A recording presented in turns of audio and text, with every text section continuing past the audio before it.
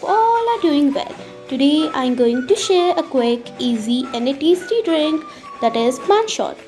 I would suggest to serve this drink at parties or any other occasions. So let's get started without making it late.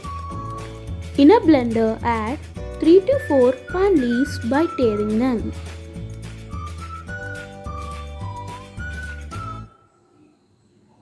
Now add all the paan masala one by one. The paan masala will be available in any paan shop.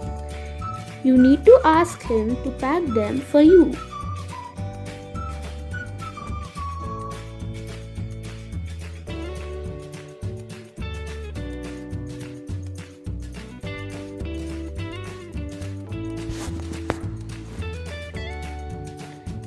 Add ice cubes and 4 to 5 scoops of vanilla ice cream. Now blend them all together.